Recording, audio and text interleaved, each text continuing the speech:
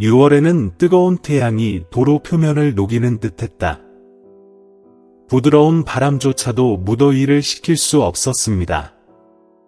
파란색 택시는 먼지와 연기를 남기며 고속도로를 질주했다. 차량 내부에는 30대 정도의 마른 체형의 택시 운전사가 운전대를 열심히 잡고 있었습니다. 그의 셔츠는 땀으로 젖고 피곤했지만 그의 눈은 여전히 초점을 맞추고 있었다. 오늘의 교대 근무는 이른 아침부터 계속되었고 그는 빨리 집에 가서 휴식을 취하고 싶었습니다. 차창을 통해 길가에 있는 작은 인물이 폼을 놀라게 했다. 그 여자는 몸이 말랐고 낡은 원뿔 모양의 모자를 쓰고 낡은 바구니를 들고 절뚝거리며 걷고 있는 늙은 여자였습니다. 태양이 똑바로 내리쬐고 늙은 여자의 그림자가 길 건너로 뻗어 있었는데 불쌍하고 길을 잃은 듯한 모습이었습니다. 폼은 눈살을 찌푸리고 속도를 늦추고 신호를 켰다. 택시는 노부인 바로 옆에 멈춰서서 창문을 내리고 소리쳤다. 아저씨, 날씨가 너무 더운데 왜 걸어가세요? 태워줄 사람 없이 어디로 가세요? 노부인은 멈춰서서 폼을 올려다보았다. 그녀의 눈은 흐릿했지만 걱정으로 가득 차 있었습니다. 그녀는 더듬거리며 말했다. 삼촌, 태워다 줄 수 있어요? 제 고향은 10km 떨어져 있어요. 더 이상 걸을 수 없어요. 폼은 노부인을 자세히 바라보았다. 그녀는 갑자기 낙담했고 비참하고 약해 보였다. 그는 몇 초 동안 망설였다. 그의 교대 근무는 거의 끝났지만 그는 노부인을 햇빛 아래에 놔둘 수가 없었다. 좋아요. 그러세요. 하지만 가만히 앉아 계세요. 시간이 별로 없어요. 그 노부인은 매우 기뻐하며 그에게 진심으로 고맙다고 인사하고 차 문을 열고 차에 올랐다. 폼은 차를 시동하고 여행을 계속했다. 그런데 그 노부인이 차에 탄 순간부터 차 안의 분위기가 갑자기 이상해졌습니다. 그녀는 아무 말도 하지 않고 그저 조용히 앉아 있었고 마치 바구니를 떨어뜨릴까봐 두려워하는 듯 바구니를 꽉 움켜쥐고 있었습니다. 폼은 백미러를 통해 그녀가 창밖을 내다보고 있는 것을 보았는데 그녀의 눈에는 슬픔이 가득했다. 어디까지 가는 거야? 왜 가족이 같이 안 와? 폼은 침묵을 깨고 대화를 시작했다. 그 노파는 잠시 주저하다가 그녀의 힘없는 목소리가 울려 퍼졌다. 저는 아들을 찾고 있습니다. 그는 오래전에 집을 떠났습니다. 사람들이 그가 고향으로 돌아갔다고 하는 것을 들었기 때문에 그를 찾아갔습니다. 그녀의 말은 폼을 슬프게 만들었지만 그녀의 이야기에는 잘못된 것이 있었습니다. 그는 계속해서 물었다. 당신의 아이가 실종됐어요? 그가 시골에 있다는 걸 어떻게 확신해요? 왜 경찰에 신고하지 않았어요? 노부인은 고개를 숙이고 떨리는 목소리로 말했다. 저는 너무 가난해서 누가 도와줄까요? 찾아가는 수밖에 없어요. 누가 알겠어요. 누군가를 만날지도 몰라요. 폼은 더 이상 말하지 않고 한숨만 쉬었지만 의심의 느낌은 여전히 그의 가슴 속에 남아 있었습니다. 갑자기 멀리서 세 대의 오토바이가 길을 가로질러 달려왔습니다. 택시가 갑자기 브레이크를 밟았고 바퀴가 삐걱거렸다. 튼튼하고 문신이 있는 젊은이들이 다가왔습니다. 그중 한 명이 오두막을 가리키며 소리쳤다. 야, 차에 누구를 태우고 가는 거야? 세 대의 오토바이가 길을 막고 있었고 뜨거운 태양 아래 먼지가 흩날렸다. 폼은 앞 유리창을 통해 눈을 가늘게 뜨며 심장이 더 빨리 뛰는 것을 느꼈다. 세 명의 건장한 청년이 차에서 내리면서 그들의 눈은 파란색 택시를 노려보았습니다.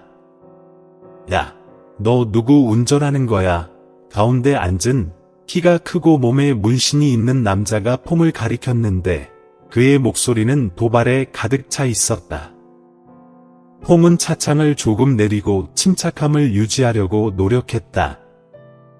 저는 택시 운전사이고 그저 보통 승객을 태우고 다닐 뿐입니다. 왜 차를 멈추려고 하시는 겁니까? 나무 막대기를 든 다른 남자가 다가와서 후드를 세게 두드렸다.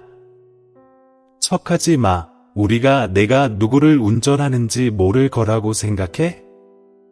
차에 탄 가짜 여자가 내 공범이지? 폼은 놀란 표정으로 돌아서서 늙은 여인을 바라보았다. 그 노부인은 창백해졌고 떨면서 바구니를 손에 꽉 쥐고 더듬거리며 말했다. 아니, 폼, 그냥 태워달라고 부탁하는 거야. 너희들을 몰라. 하지만 노파의 얄미운 변명은 그들을 설득하지 못했습니다. 또 다른 남자는 마른 체형이지만 눈매가 날카로워서 차창문을 두드리며 말했다. 차에서 내려. 우리한테 거짓말하지 마. 우리가 멍청하다고 생각해? 폼은 상황이 점점 더 위험해지고 있다고 느꼈다. 그는 심호흡을 하고 침착함을 유지하려고 노력하며 문을 열고 내려와 3명의 공격적인 청년 앞에 섰다. 무슨 뜻이에요? 저는 제 일을 할 뿐이고 그 노부인은 그저 승객일 뿐이에요. 나를 귀찮게 하지 마세요. 사람들을 비방하지 마세요. 폼의 말은 그들의 공격성을 완화시키지 못했다. 가장 큰 남자가 비웃으며 갑자기 그의 칼날을 잡고 세게 밀어내자 폼은 비틀거리며 당신이 누구든 상관없지만 이 여자가 사기꾼이라는 걸 숨기려고 생각하지도 마. 지금 말해봐. 넌 어디에 있었어? 라고 말했다. 알고 있니? 그 노부인은 갑자기 차에서 내려 그들 앞에 무릎을 꿇고 눈물을 흘리며 말했다. 여러분, 저는 나쁜 사람이 아닙니다. 저는 가짜이고 아무것도 남지 않았습니다. 그를 다치게 하지 마세요. 저는 삼촌께 부탁드립니다. 하지만 노파의 간청은 그들의 의심을 더욱 키우기만 했습니다. 그 남자는 지팡이로 늙은 여자를 세게 밀었고 그녀는 땅에 쓰러졌다. 닥쳐. 거짓말하는 건 잘하지만 누구를 속이려고 하는 거야.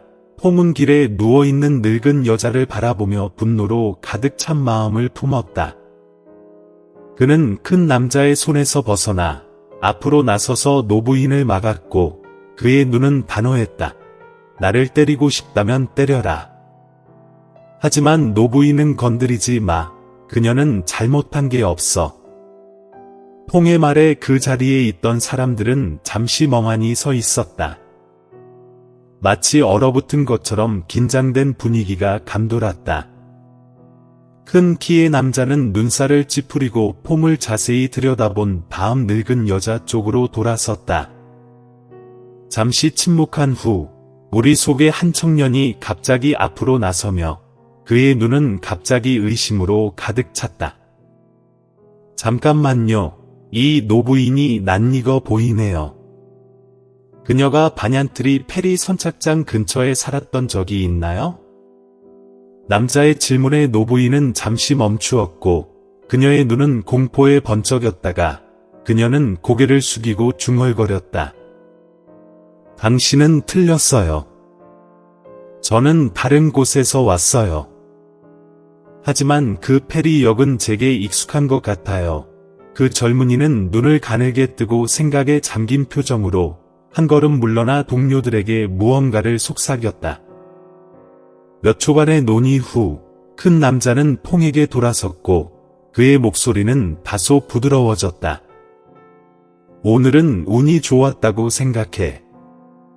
하지만 이런 일에 더 이상 관여하지 않는 게 최선이야. 가. 퐁은 무슨 일이 일어났는지 이해하지 못했지만 그는 즉시 노부인을 일으켜 차에 태웠습니다. 그는 그룹으로부터 차를 몰고 떠나면서도 여전히 심장이 쿵쾅거렸다. 길을 가던 중 노부인은 아무 말도 없이 창밖을 바라보았고 얼굴은 불안으로 가득 차 있었습니다. 할머니, 당신은 누구세요? 왜 그런 말을 하세요? 폼은 호기심을 참을 수 없어 물었다. 노부인은 고개를 숙이고 바구니를 꼭 껴안으며 손이 떨렸고 목소리는 바람처럼 부드러웠다. 나도 모르겠어. 하지만 아직 끝나지 않았을지도 몰라. 폼은 운전하는 동안 침착함을 유지하려고 노력했지만 늙은 여자의 애매한 말이 계속해서 그의 머릿속에서 울려 퍼졌습니다. 그는 백미러로 늙은 여인이 뒷좌석에 꼼짝 않고 앉아 마치 보물처럼 바구니를 꽉 쥐고 있는 것을 보았습니다. 그는 스스로에게 이렇게 생각하며 궁금해할 수밖에 없었다. 이 늙은 여인은 바구니에 무엇을 숨기고 있을까? 그녀가 그렇게 꽉 잡고 있는 것은 그것 때문에 그 사람들이 그녀를 해치고 싶어 하는 것일까? 그 노부인은 깜짝 놀랐고 그녀의 눈은 혼란으로 번쩍였다.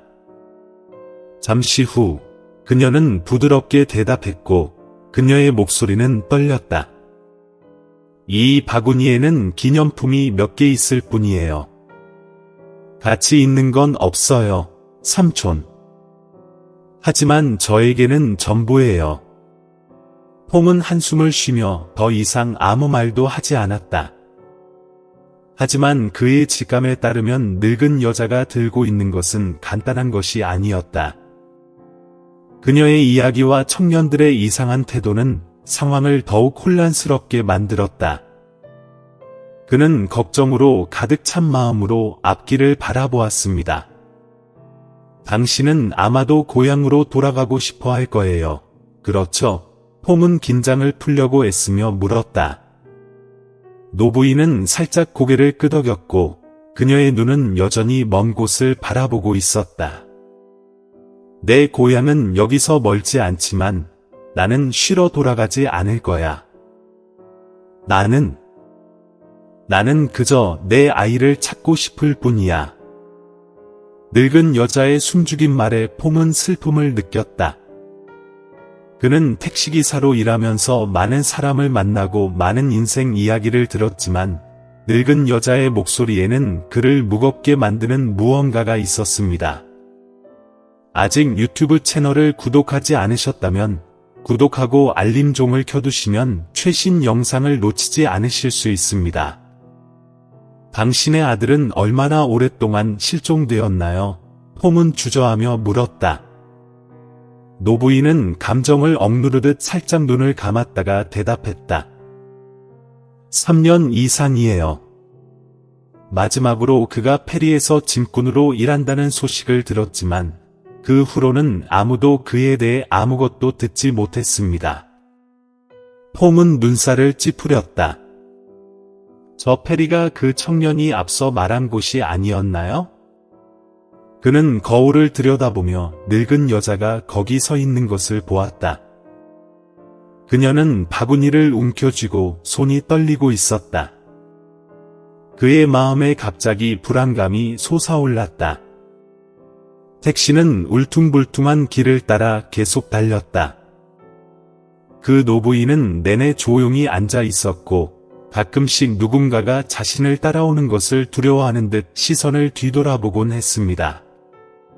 마지막으로 접근할 때 교차로에서 그녀는 갑자기 말을 꺼냈는데 그녀의 목소리는 바람처럼 부드러웠습니다. 당신은 여기서 멈춰주세요. 저는 혼자서 계속할게. 폼은 놀라서 그녀를 돌아보았다. 여기서 멈추세요? 하지만 길은 아직 멀고 이 더위 속에서 걸을 생각이에요? 그 노부인은 가볍게 미소 지었다. 이곳은 가까워. 더 이상 널 귀찮게 하고 싶지 않아. 게다가 널 내 공경에 끌어들이는 건 싫은 것 같아. 폼은 머뭇거렸다.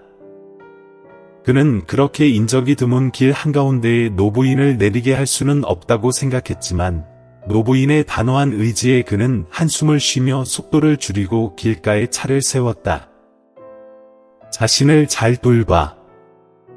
도움이 필요하면 전화만 해. 폼이 말하며 늙은 여자에게 차에서 물 한 병을 건넸다. 그 노부인이 그것을 가져갔습니다. 그녀는 떠나기 전에 서둘러 고맙습니다. 라고 말했다. 노부인은 갑자기 감정이 가득한 눈으로 폼을 돌아보았다. 당신은 좋은 사람이지만 조심하세요. 간단해 보이지만 그렇지 않은 것도 있습니다. 그러고 나서 노부인은 고개를 숙이고 걸어갔다. 폼은 그녀의 모습이 햇빛 속으로 사라지는 것을 바라보았고 그의 마음은 불안으로 가득 찼다. 그는 돌아가려고 차를 시동하려고 했지만 갑자기 뒷좌석 바닥을 내려다보았습니다. 의자 밑으로 작은 천이 튀어나와 있었는데 그것은 노부인이 남기고 간 것이었습니다. 폼이 그것을 집어 올렸는데 안에 딱딱한 물체가 오래된 수건으로 감겨져 있었다. 그는 문을 열고 즉시 멈췄다. 상자 안에는 BT라는 문자가 새겨진 금반지와 작은 공책이 들어 있었습니다. 그 공책은 오래되었고 안의 종이는 노랗게 변색되었지만 여전히 낙서된 선들이 있었습니다. 폼은 첫 페이지를 넘겼는데 롱이라는 남자가 쓴 일기 항목이었다. 폼은 페이지를 넘길 때마다 이것이 평범한 공책이 아니라는 사실을 점차 깨달았습니다. 이 글에서는 저자가 페리 선착장이라고 부르는 장소에서 무슨 일이 일어나는지 자세히 설명합니다. 폼은 책을 읽을수록 두려움이 커졌습니다. 마지막 대사가 그의 척추를 오싹하게 했다. 어머니, 제가 못 가더라도 용서해 주세요. 진실은 모두 페리 선착장 뒤 창고에 있습니다. 폼은 공책을 손에 꽉 쥐었다. 그는 이 사실을 무시할 수 없다는 것을 알았습니다. 폼은 차 안에 앉아 공책의 마지막 줄에 시선을 고정한 채 심장이 쿵쾅거렸다. 두려움 때문인지 호기심 때문인지 알 수 없었다. 페리 뒤에 있는 창고라는 문구가 그의 머릿속에서 끊임없이 반복되었다. 저게 좀 전에 청년이 언급한 페리가 아닌가요? 폼은 궁금해졌다. 그는 손에 끼고 있는 BT라는 글자가 새겨진 금반지를 내려다보았다. 조각품은 매우 정교하지만 시간이 지나면서 낡아졌습니다. 이 반지가 노부인이나 일기작가와 무슨 상관이 있나요? 언급된 진실의 일부인가요? 폼은 책과 반지를 주머니에 넣고 차를 시동하고 운전에 떠났다. 하지만 그는 원래 계획대로 집으로 돌아가는 대신 페리 터미널 쪽으로 차를 돌렸습니다. 그의 마음에는 노부인, 그녀의 아들 롱, 그리고 이 공책이 모두 더 큰 이야기 속에 휘말려 있다는 막연한 생각이 스쳐 지나갔고 그것도 지금 피할 수는 없었다. 폼이 페리에 도착했을 때는 벌써 늦어지고 있었습니다. 이곳은 외딴 지역으로 지나가는 사람이 몇 명뿐인 곳입니다. 강둑을 따라 작은 배들이 정박해 있고 양쪽으로 오래된 목조 주택이 몇 채 흩어져 있습니다. 폼은 엔진을 끄고 차에서 내렸다. 그는 부두 뒤에 있는 창고에 대해 주변 사람들에게 물어보려고 했습니다. 하지만 대부분은 고개를 저거나 그를 조심스럽게 바라보기만 했습니다. 그가 포기하려던 순간 한 노인이 천천히 배를 저어 해안으로 향하면서 폼을 의심스러운 눈빛으로 바라보았습니다. 어떤 창고를 찾으시나요? 그 노인은 쉰 목소리로 물었다. 폼은 놀랐다. 예상치 못한 질문에 그는 잠시 혼란스러웠지만 금세 진정했다. 네, 여기 오래된 창고가 있다고 들었어요. 승객 중 한 명의 친척과 관련된 무언가를 찾아야 해요. 폼은 너무 많은 것을 밝히고 싶지 않아 애매하게 말했다. 그 노인은 오랫동안 폼을 말없이 바라보더니 가볍게 한숨을 쉬었다. 그 창고는 오래전에 버려졌지만 거기 가면 안 돼. 위험하거든. 위험해요. 폼은 눈살을 찌푸렸다. 예전에는 그곳에서 나쁜 일이 많이 일어났습니다. 누군가가 밀수로 죽었다는 소문이 있습니다. 그 후 창고는 버려졌습니다. 하지만 최근에 낯선 사람들이 오고 가는 것을 보았는데 무슨 일을 하는지 모릅니다. 노인의 말은 폼의 호기심을 더욱 키우고 있었다. 그는 그에게 고맙다고 말하고 직접 창고로 가기로 결정했습니다. 이제 어두워지고 있었습니다. 붉은 노을이 그 광경을 뒤덮으며 이상한 우울함이 느껴졌다. 퐁의 눈앞에 오래된 창고가 나타났다. 무성한 나무들 사이에 숨겨져 있었다. 녹슨 철문은 반쯤 열려 있었고 벽은 먼지로 얼룩져 있었습니다. 그 공간은 너무 조용해서 바람에 나뭇잎이 흔들리는 소리만 들릴 뿐이었습니다. 퐁은 차에서 손전등을 꺼내고 걸어가 창고 문을 열었다. 경첩은 경고처럼 끔찍하게 삐걱거렸다. 그는 안으로 들어갔고 손전등 불빛이 어두운 구석구석을 비추었다. 모든 것이 부서지고 먼지로 뒤덮여 있었습니다. 폼은 더 깊이 들어갔고 빛은 방구석에 쌓인 오래된 자루더미에서 멈췄다. 폼이 몸을 굽혀 확인하려 하자 뒤에서 이상한 소리가 들렸다. 그는 놀라서 돌아섰다. 손전등으로 어둠 속을 비춰보았지만 아무것도 보이지 않았습니다. 폼은 진정하려고 노력했지만 직감적으로 누군가가 자신을 쫓고 있다는 것을 느꼈습니다. 아직 유튜브 채널을 구독하지 않으셨다면 구독하고 알림종을 켜두시면 최신 영상을 놓치지 않으실 수 있습니다. 거기 누구 있어요? 폼이 물었습니다. 그의 목소리가 공간에 울려 퍼졌고 대답은 없었다.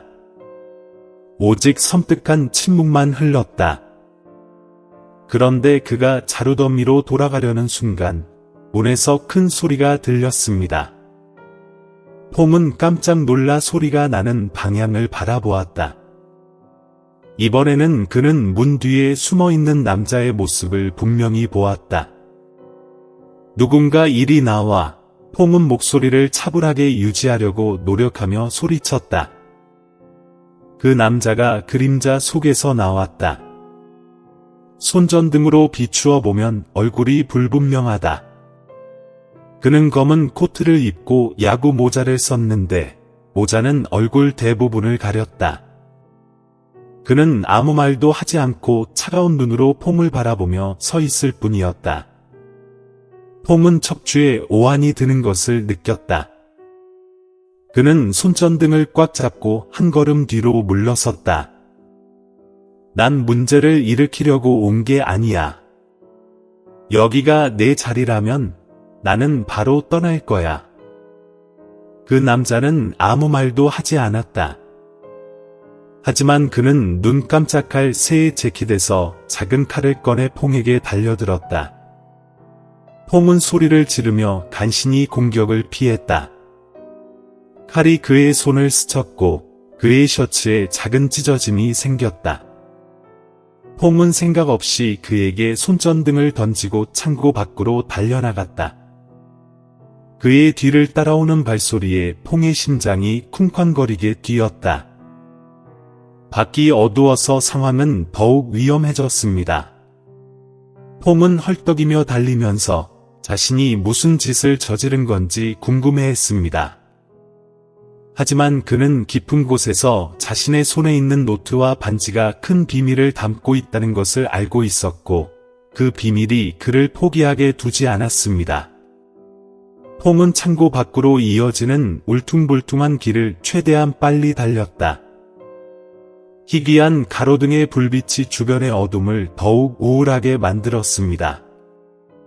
추적자의 서둘러 달려가는 발소리가 마치 그를 삼키려는 듯이 그의 바로 뒤에서 울려 퍼졌다. 퐁의 심장은 한 걸음 내디딜 때마다 더 빨리 뛰었고 마치 가슴 속에서 터질 듯한 느낌이 들었다. 퐁은 재빨리 뒤를 돌아다 보았다. 칼을 든 남자가 아직도 그를 따라오고 있었습니다. 어둠 속에서 포식자처럼 눈이 빛납니다. 퐁은 영원히 달릴 수는 없다는 걸 알았지만 그들과 마주하기 위해 멈췄다면 자신이 위험에 처하게 될 거라는 걸 깨달았습니다. 그는 탈출구가 필요했습니다. 앞쪽 멀리서 희미한 빛이 보였다. 퐁은 그것이 나무 뒤에 숨겨진 작은 집이라는 것을 깨달았습니다. 그는 그 빛을 향해 달려가기 위해 온 힘을 다했습니다.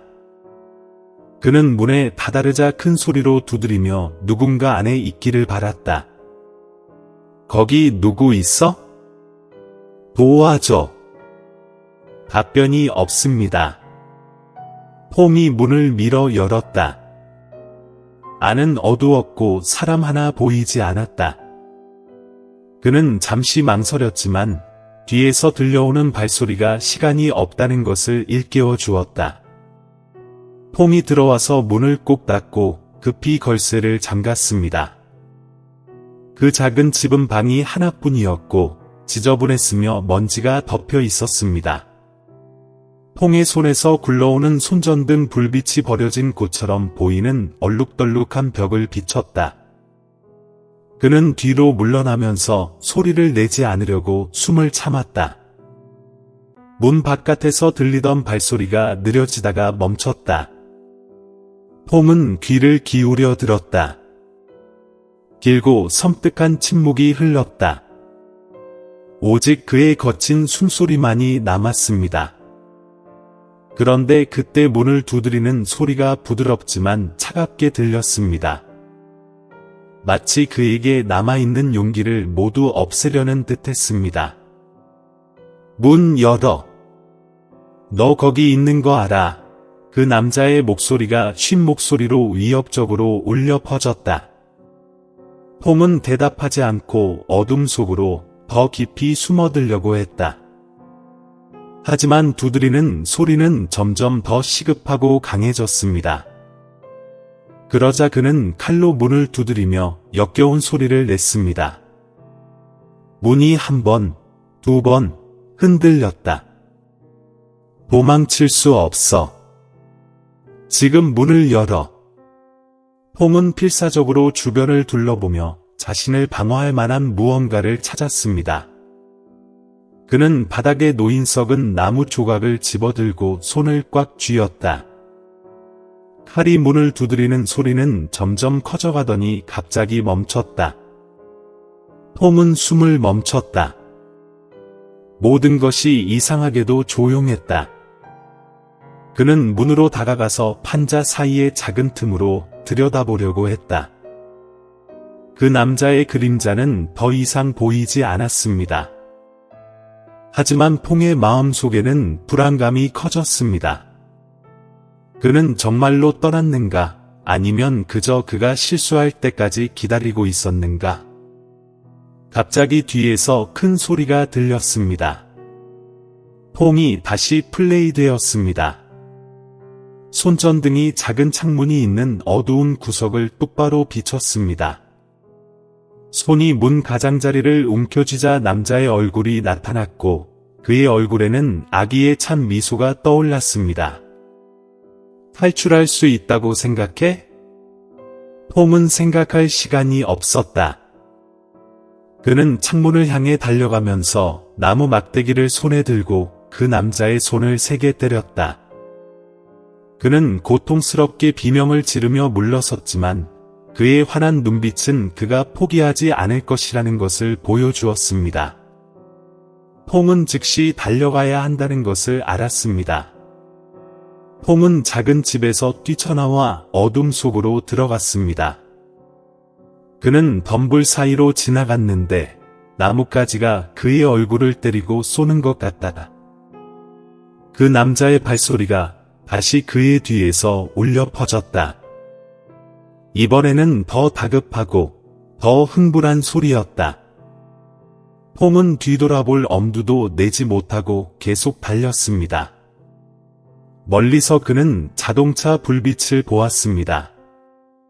큰 도로였습니다. 폼은 가슴에 희망의 빛이 비치는 것을 느꼈다. 그는 남은 힘을 모두 모아 빛을 향해 달려갔다. 그가 도착했을 때 그는 트럭 한 대가 속도를 늦추는 것을 보았습니다. 폼은 거리로 달려나가며 팔을 미친 듯이 흔들었다. 도와주세요. 제발 멈춰주세요. 아직 유튜브 채널을 구독하지 않으셨다면 구독하고 알림종을 켜두시면 최신 영상을 놓치지 않으실 수 있습니다. 트럭 운전사는 갑자기 브레이크를 밟고 폼을 놀란 눈으로 바라보았습니다. 폼은 설명할 시간도 없이 소리만 질렀다. 누군가가 나를 쫓고 있어요. 제발 도와주세요. 운전사가 대답하기도 전에 어둠 속에서 그 남자가 나타났다. 그는 칼을 쥔 채로 폼과 트럭을 바라보며 서 있었다. 헤드라이트가 그의 얼굴을 비추며 그의 분노를 드러냈다. 운전자는 즉시 상황을 파악하고 차 문을 열었다. 서둘러요. 폼은 주저하지 않고 재빨리 트럭 운전석에 올라타 엔진을 가동하고 달려갔고 그 남자는 도로 한가운데에 서 있게 되었다. 폼은 헐떡이며 앉아 있었고 그의 심장은 아직도 격렬하게 뛰고 있었다. 운전사는 그를 쳐다보며 낮은 목소리로 말했다. 너한테 무슨 일이 있었어? 그 사람은 누구야? 폼은 어떻게 대답해야 할지 몰랐고 그저 고개를 저었고 목소리가 쉰 상태였다. 모르겠지만 모든 것은 한 노부인으로부터 시작되었어요. 그녀가 남긴 공책이요. 트럭은 텅 빈 길을 따라 달려갔다. 헤드라이트가 밤을 가르며 비쳤다. 폼은 조수석에 앉아 있었지만 숨가쁘게 쫓아간 끝에 아직도 완전히 침착하지는 못했다. 운전수는 중년의 단순한 외모를 가진 남자였는데 그는 눈꽃으로 폼을 조용히 관찰했다. 마침내 그는 침묵을 깨뜨렸다. 형님, 저놈은 누구를 이렇게 사납게 쫓고 있는 놈이에요? 폼은 심호흡을 하며 호흡을 가다듬으려고 노력했다. 모르겠지만 모든 게 제가 한 노부인을 기다리던 때부터 시작됐어요. 그녀가 공책을 두고 간 후 일이 복잡해졌어요. 운전자는 눈살을 찌푸렸다. 그 사람들을 미치게 만드는 책은 뭐지? 폼은 조심스럽게 주머니에서 공책을 꺼내 그에게 보여주었다. 운전사는 낡고 너덜너덜한 표지를 흘깃보고는 곧바로 돌려주었는데 그의 눈은 약간 혼란스러웠다. 그 안에 무엇이 있는지는 모르겠지만 당신을 이렇게 보니 이 문제를 접고 당신에게 속하지 않는 일에는 관여하지 않는 게 좋겠습니다. 폼은 고개를 숙이고 손에 공책을 움켜쥐었다. 그는 운전자가 옳다는 것을 알았지만 깊은 곳에서는 멈출 수 없다고 느꼈습니다. 롱의 말, 비티가 새겨진 반지, 그리고 늙은 여자의 겁먹은 눈빛은 모두 도움을 요청하는 외침과도 같았습니다. 만약 당신이 포기한다면 누가 이 비밀을 밝혀낼 것인가? 트럭이 옆길로 방향을 틀었다. 운전자가 앞을 가리켰다. 저는 여기로 달려갈게요. 제 집이 근처에 있어요. 계속하고 싶으시다면 길을 안내해 드릴게요. 하지만 무엇을 하든 조심하세요. 퐁은 고개를 끄덕여 감사하다고 말하고 차에서 내렸다. 그는 트럭이 어둠 속으로 사라지는 것을 지켜보며 이상하게 불안함을 느꼈다. 앞의 길은 조용했고 가로등만이 희미하게 비춰질 뿐이었습니다. 퐁은 하룻밤을 지낼 안전한 장소를 찾고 내일 아침 계획을 세우기로 했습니다. 퐁은 길가에 있는 작은 여관을 발견했습니다. 중년 여성인 주인은 그의 더럽고 피곤한 모습을 보고 의심스러운 눈빛으로 그를 바라보았습니다. 하지만 퐁이 선불을 하자 그녀는 더 이상 질문을 하지 않고 그저 조용히 그를 방으로 안내했습니다.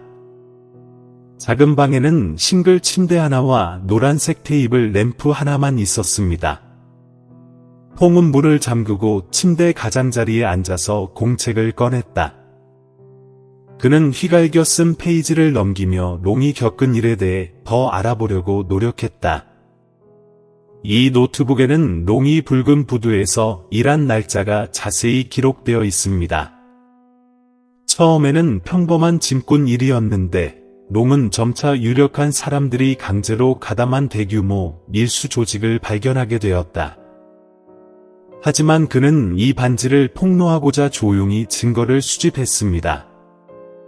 아직 유튜브 채널을 구독하지 않으셨다면 구독하고 알림종을 켜두시면 최신 영상을 놓치지 않으실 수 있습니다. 책의 마지막 줄을 읽고 퐁은 목이 메었다. 엄마, 숨겨서 미안해요. 못 온다면 용서해 주세요. 진실은 모두 레드워프 뒤편 창고에 있어요. 퐁은 책을 덮었다. 그의 시선은 금반지에 머물렀다. 반지에 새겨진 비티는 무엇을 의미하나요? 이게 롱이 남긴 중요한 단서일까? 바로 그때 문 밖에서 가벼운 소리가 들렸습니다. 퐁은 놀라서 일어섰다. 그는 걸어가서 문에 귀를 가까이 대고 귀를 기울이려고 노력했습니다. 발소리가 부드럽게 움직이더니 멈췄다. 퐁은 온몸에 소름이 돋는 것을 느꼈다. 누군가 당신을 따라오고 있습니다. 그는 불을 끄고 주머니에서 휴대전화를 꺼내 무음 모드로 전환한 후 접수원에게 전화를 걸었습니다. 여관 주인의 쉰 목소리가 울려 퍼지기 전까지 종은 오랫동안 울렸다. 무슨 일이야? 내 방 밖에 어슬렁거리는 사람을 보셨나요? 퐁은 침착함을 유지하려고 속삭였다. 전화 반대편에 있는 가게 주인은 몇 초 동안 망설이다가 전화를 받았습니다. 아니요. 이 시간에는 사람이 많지 않아요. 하지만 조심하세요. 그 대답은 퐁을 전혀 안심시키지 못했다. 그는 전화를 끊고 조심스럽게 문을 단단히 잠근 후 나무 의자를 문 위로 끌어당겼다. 그의 마음은 불안으로 가득 찼지만 아침까지 기다리는 것 외에는 할 수 있는 일이 없었다. 퐁은 벽에 기대어 앉아 진정하려고 노력했다. 노트와 반지는 그의 주머니 속에 보이지 않는 짐처럼 놓여 있었다. 그는 시계를 보았다. 분침은 느리게 흘렀지만 1분이 1시간처럼 느껴졌다. 마침내 퐁은 피로 때문에 자신도 모르게 잠이 들었습니다. 나에게 이상한 꿈이 찾아왔습니다. 그는 강둑에 서 있는 해숙해진 얼굴의 젊은 남자 롱을 보았다. 멀리 있는 눈롱은 뒤돌아 퐁을 똑바로 바라보았다. 그 목소리는 엄숙하게 울려 퍼졌다. 멈추지 마세요. 진실은 밝혀져야 합니다. 퐁이 깨어났습니다. 새벽이었습니다. 꿈속의 말이 여전히 그의 머릿속에서 촉구처럼 울려 퍼졌다. 그는 심호흡을 하고 마음을 정했다. 무슨 일이 일어나든 그는 계속해서 알아낼 것입니다. 이른 아침 햇살이 작은 방 안으로 쏟아져 들어왔지만 퐁에게는 평화로운 느낌이 들지 않았다. 어젯밤에 일어난 일, 이상한 꿈에서부터 문 밖에서 들리는 소리까지 그 모든 것은 그가 단순하지 않은 일에 빠지고 있다는 경고였습니다. 퐁은 주목을 끌지 않으려고 애쓰며 여관을 나갔다. 떠나기 전 그는 체크아웃을 하고 억지로 웃으며 집주인에게 고맙다고 말했다. 그녀는 의심으로 가득 찬 눈으로 그를 바라보았지만 그 이상은 아무 말도 하지 않았습니다. 파란색 택시가 길가에 기다리고 있었습니다. 퐁은 차에 타서 엔진을 시동한 뒤 가장 가까운 시내 중심지로 향했습니다. 그는 자기 혼자서는 문제를 해결할 수 없다는 걸 알았습니다. 롱의 노트에는 아마도 중요한 증거가 담겨 있을 것이지만 당국에 제출해야 합니다. 가던 중에 퐁의 휴대전화가 갑자기 진동했습니다. 그는 화면을 쳐다봤다. 이상한 숫자였다. 잠시 망설인 후 퐁은 듣기를 눌렀다. 안녕하세요. 전화의 반대편에서는 쉰 목소리로 차가운 남자의 목소리가 들렸습니다.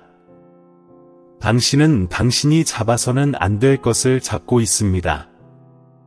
그것을 넘겨주세요. 아니면... 퐁이 말을 가로채며 분노에 찬 목소리로 말했다. 당신은 누구야? 무엇을 원하니? 그 남자는 웃었다. 건조한 웃음소리가 스피커폰을 통해 흘러나왔다. 나는 인내심이 없는 사람이야.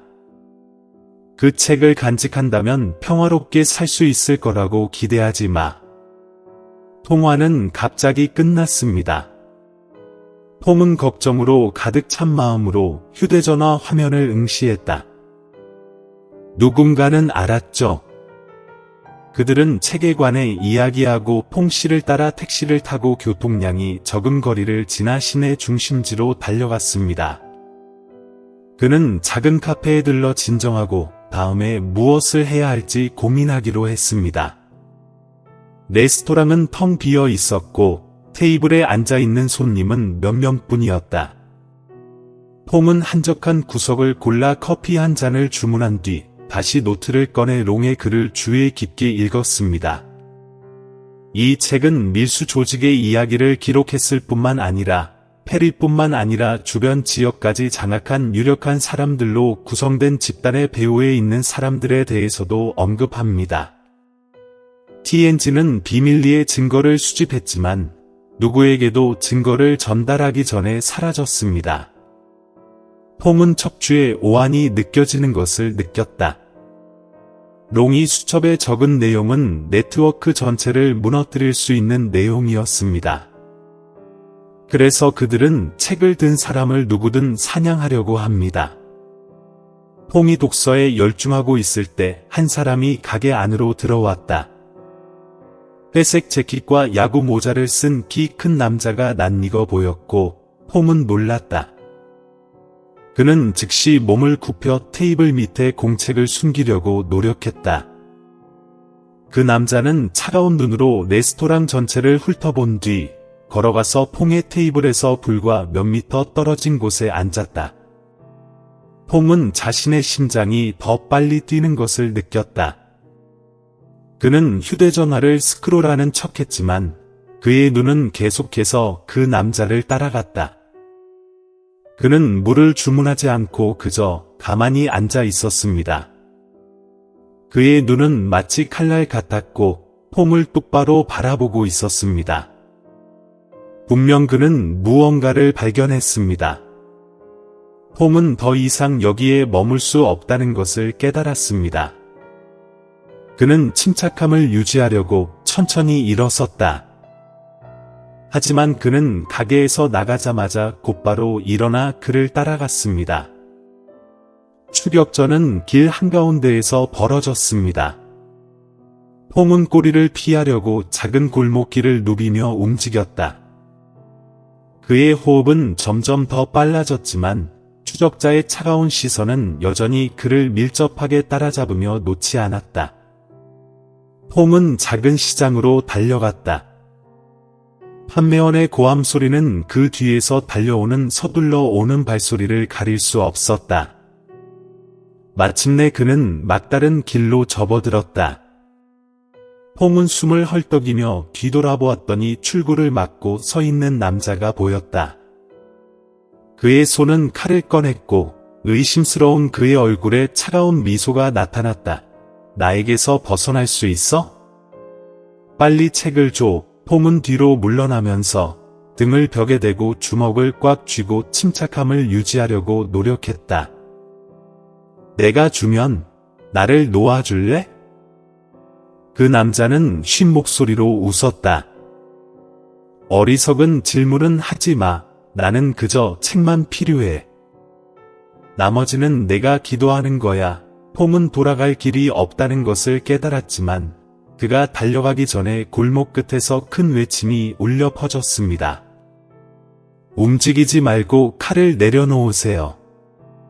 퐁이 뒤돌아보자 경찰들이 들어왔고 그들은 그 남자에게 무기를 겨누고 있었다. 그는 얼굴이 창백해지더니 곧바로 칼을 내려놓고 손을 들어 올렸습니다. 경찰 중 한 명이 앞으로 나서서 퐁을 끌어올렸다. 괜찮으세요? 의심스러운 사람이 당신을 따라다닌다는 신고가 들어왔습니다. 퐁은 안도의 한숨을 쉬며 고개를 끄덕였다. 고맙습니다. 이번에는 탈출할 수 있어서 운이 좋았다는 걸 알아요.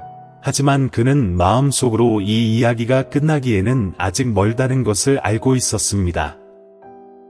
그 책은 아직도 그의 손에 있고 진실은 아직 밝혀지지 않았습니다.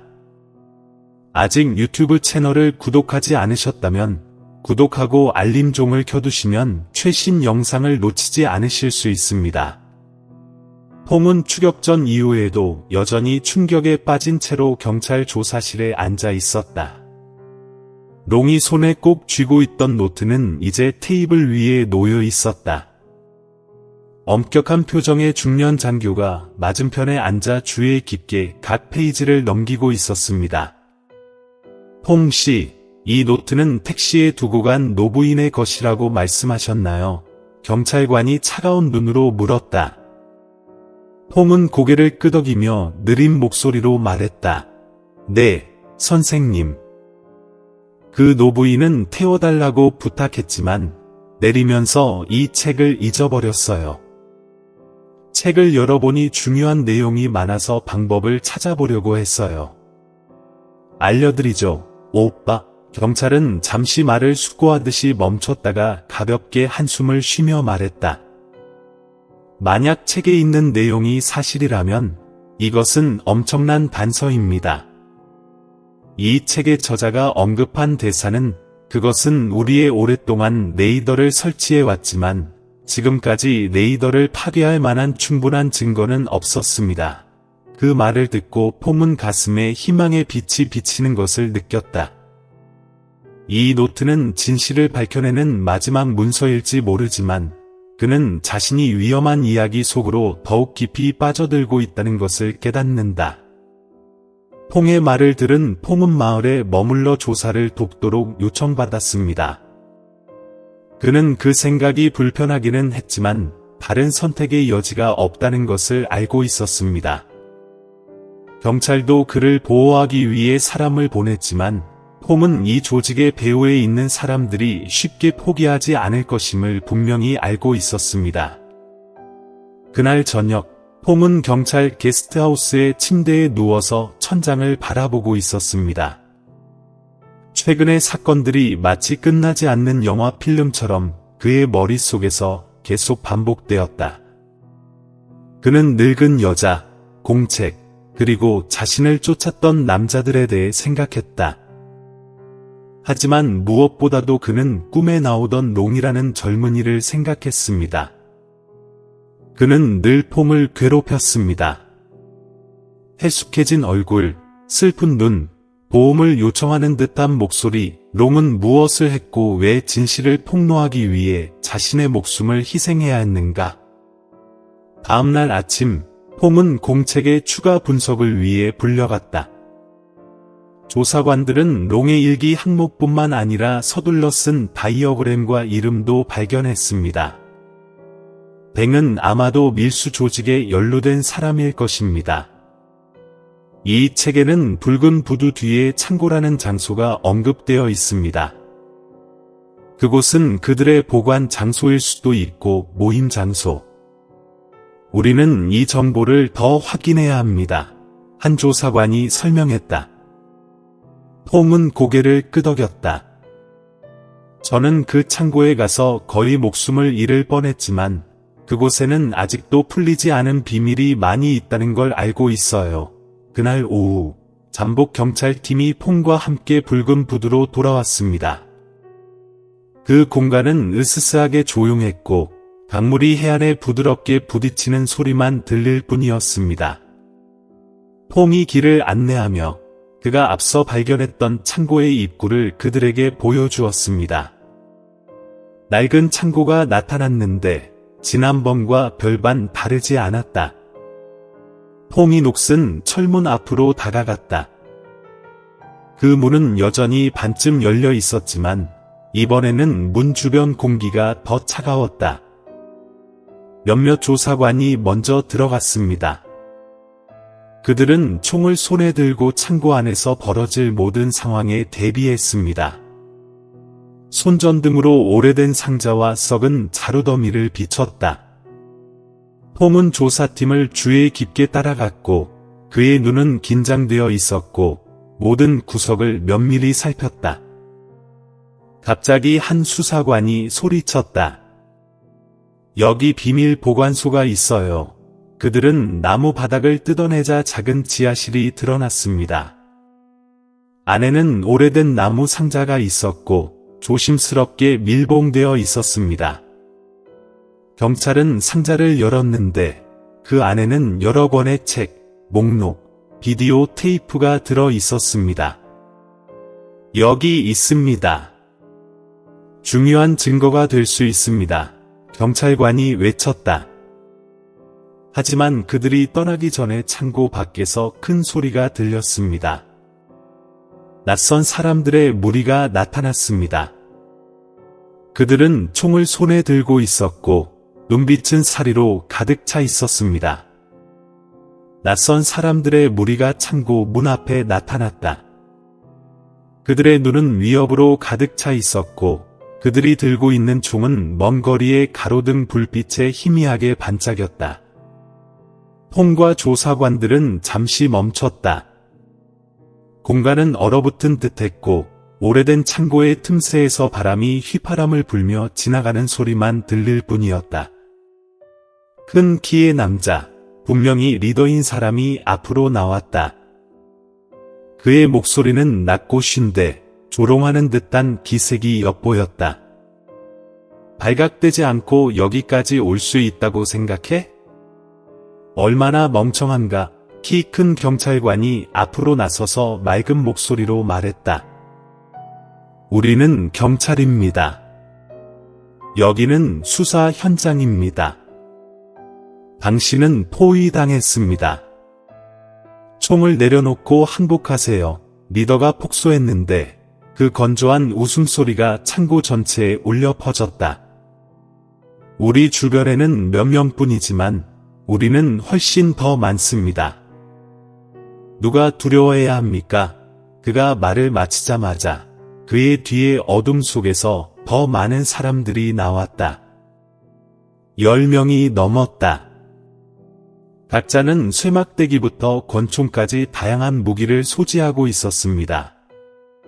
톰은 심장이 쿵쾅거리는 것을 느끼며 몇 걸음 뒤로 물러섰고 그의 시선은 재빨리 경찰팀 쪽으로 향했다. 그들은 불리한 상황을 분명히 알고 있었지만 누구도 눈 하나 깜빡이지 않는 듯했다. 경찰은 무전으로 긴급 지원을 요청했습니다. 리더는 한 걸음 앞으로 나아갔고 그의 눈은 공기를 둘로 가르는 듯 차가웠다. 나는 피를 흘리고 싶지 않아. 그 상자를 내밀어. 그러면 너희들을 내버려 둘게. 경찰은 대응하지 않고 단지 한 걸음 물러나서 팀원들에게 나무 상자를 보호하라고 신호했습니다. 그들의 결의를 보고 지도자는 소리쳤다. 저들을 처리하라. 총소리가 울렸고 귀가 터질 듯한 소리가 났다. 폼은 바닥에 납작하게 누워서 손으로 귀를 막고 있었습니다. 두 사람 사이의 총격전은 창고 한가운데에서 벌어졌습니다. 조사관들은 반격을 시도했지만 적군의 압도적인 숫자로 인해 금세 불리한 입장에 놓이게 되었다. 폼은 자신이 전혀 준비되지 않은 전투의 한가운데에 갇힌 것 같은 기분을 느꼈습니다. 한 남자가 그의 뒤에서 몰래 다가와 쇠막대기를 들고 폼에게 달려들었다. 폼은 비명을 지르며 반사적으로 손을 들어 타격을 막았다. 그것은 그의 머리를 스쳐 지나가며 현기증을 일으켰다.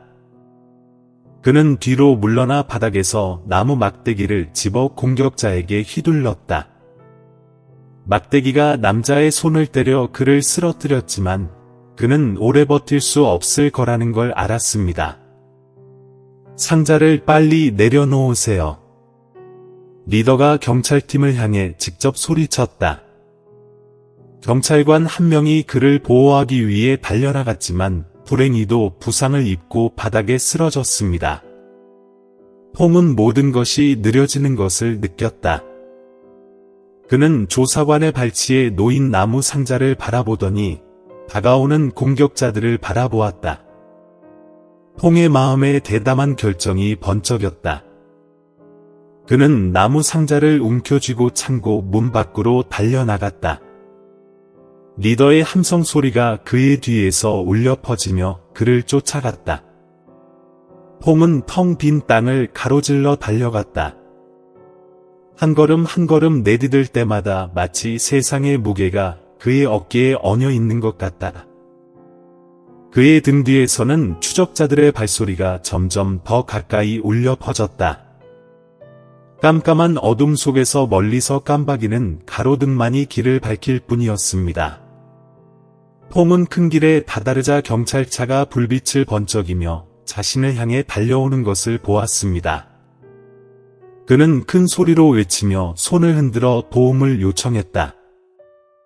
차가 멈추자 경찰 2명이 내려서 폼을 차 안으로 끌어올렸다. 그들은 쫓아가고 있다. 폼은 숨을 헐떡이며 주저없이 뒤를 가리켰다. 경찰차는 빠른 속도로 달려갔다. 추적자들은 멈춰 섰고 그들의 눈은 증오로 가득 찼습니다. 폼은 경찰서로 압송되었습니다. 그는 길을 가면서 상자를 손에 꼭 쥐려고 애썼고 그의 가슴은 여전히 떨렸다. 도착 후 상자는 조사팀에 인계되었습니다. 그들은 그것을 주의 깊게 조사하여 더 중요한 문서를 발견했습니다. 선적 목록, 모역 장소, 특히 그 지역의 높은 지위의 인물과 관련된 증거가 담겨 있었습니다. 한 경찰관이 폼을 바라보며 감사하게 고개를 끄덕였다. 폼 씨, 당신은 훌륭한 일을 했습니다. 당신이 없었다면 우리는 이 중요한 증거를 수집할 수 없었을 겁니다. 폼은 안도의 한숨을 쉬었지만 그의 마음은 여전히 무거웠습니다. 아직 끝나지 않았어요. 그는 이 반지를 만든 사람들이 쉽게 포기하지 않을 거라는 걸 알고 있었습니다. 스릴 넘치는 추격전과 나무 상자에서 발견된 증거 이후 수사는 결정적인 국면으로 접어든다. 폼은 정보 제공자일 뿐만 아니라 중요한 증인이기도 했기 때문에 경찰팀에서 엄격하게 보호받았습니다. 롱의 노트와 서류, 그리고 나무 상자에서 나온 비디오 영상은 대규모 밀수 조직의 전체적인 모습을 보여주었습니다. 그 후 며칠 동안 폼은 조사팀과 함께 신문과 비공개 회의에 참여했습니다.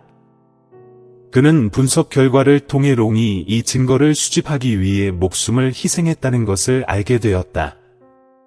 롱은 밀수 조직에 강제로 합류한 짐꾼일 뿐만 아니라 진실을 폭로하기 위해 일어나려는 용감한 사람이기도 합니다. 그는 중요한 문서를 숨기고 노트를 가이드로 남겼습니다. 하지만 불행히도 그는 혼자서는 임무를 완수할 수 없었습니다. 폼은 늙은 여인의 모습을 기억하며 롱이 하는 모든 일이 어머니에 대한 사랑과 그리움에서 비롯되었다는 것을 깨달았습니다. 그는 그 노부인이 이 고통스러운 진실을 알고 있는지 궁금했다. 그녀는 오랜 세월 동안 상실을 겪었고 이제 훨씬 더 가혹한 진실에 직면해야 했습니다. 아직 유튜브 채널을 구독하지 않으셨다면 구독하고 알림종을 켜두시면 최신 영상을 놓치지 않으실 수 있습니다. 밀수 조직과 관련된 장소에 대한 경찰의 대규모 단속이 있던 날, 폼은 안전한 곳에 머물라는 요청을 받았습니다. 그는 작은 방에 앉아 무거운 마음을 안고 결과를 기다렸다. 한밤중에 동해 전화가 울렸다. 수사팀의 한 임원이 퐁 씨에게 말했듯이 우리는 성공했습니다. 네트워크의 모든 구성원이 체포되었습니다. 리더도 포함해서요. 퐁은 안도의 한숨을 쉬었다. 안도감이 가슴을 가득 채웠다. 하지만 또 다른 생각이 그의 머릿속에 스며들었다. 롱과 같은 사람들은 이 승리를 이루기 위해 얼마나 많은 희생을 치러야 했을까? 며칠 후, 폼은 노부인을 다시 찾기로 결심했습니다. 그는 그것이 그녀를 상처 입힐지도 모른다는 것을 알면서도 그녀에게 모든 진실을 말하고 싶었습니다. 그는 노부인이 언급한 작은 마을로 차를 몰고 가서 오래된 초가집에 들렀습니다. 폼은 걱정 가득한 마음으로 물러섰다. 그 노부인은 현관에 앉아서 먼 들판을 조용히 바라보고 있었습니다. 그녀는 폼을 보고 살짝 미소를 지으며 그의 손을 잡고 떨리는 손으로 말했다. 롱 때문에 여기 온 거 맞지? 폼은 고개를 끄덕이고 그녀 옆에 앉았다. 그는 수첩, 반지, 밀수 조직을 폭로하는 데 도움이 된 증거 등 모든 것을 이야기해 주었습니다. 그 노부인은 아무 말도 하지 않은 채 나이든 얼굴에 눈물을 흘리고 있었습니다. 그녀는 폼이 돌려준 반지를 꽉 쥐었고 그녀의 목소리는 약간 떨렸다. 롱은 옳은 일을 했어요. 제 자랑이에요. 폼은 늙은 여인을 바라보며 그의 마음은 존경심으로 가득 찼다. 아이를 잃은 아픔이 아직도 생생했지만 노부인은 여전히 강인했고 롱을 자랑스러워했습니다. 한 달 후, 폼은 택시기사 직장으로 복귀했지만 그는 자신의 삶이 영원히 바뀌었다는 것을 깨달았습니다. 그가 겪은 일은 단순한 이야기가 아니라 진실을 위해 싸우는 용기, 희생, 인내에 대한 심오한 교훈입니다. 롱의 고향에 있는 학교는 롱비넨 학교라는 이름을 붙였는데 이는 롱을 기억하고 그가 시작한 여정을 기념하는 의미였다. 폼은 종종 학교를 방문하여 아이들이 놀고 있는 모습을 지켜보며 마음이 따뜻해지는 것을 느낀다. 그는 롱의 유산이 노트에만 있는 것이 아니라 그가 옅은 노란 햇살 아래서 남긴 가치관에도 담겨 있다는 것을 알고 있었다. 폼은 롱의 무덤을 찾아가 흰 꽃 한 다발을 무덤에 놓고 부드럽게 말했다. 롱, 당신이 시작한 것을 내가 끝냈어요. 편히 쉬세요. 제 할머니와 이 이야기를 아는 모든 사람들은 당신을 항상 자랑스러워할 거예요. 바람은 마치 죽은 사람이 고맙다고 전하는 것처럼 부드럽게 불었습니다. 폼은 오랫동안 거기 서서 푸른 하늘을 올려다보았습니다. 여행은 끝났지만 롱이 남긴 가치는 영원히 모든 사람의 마음속에 살아갈 것입니다.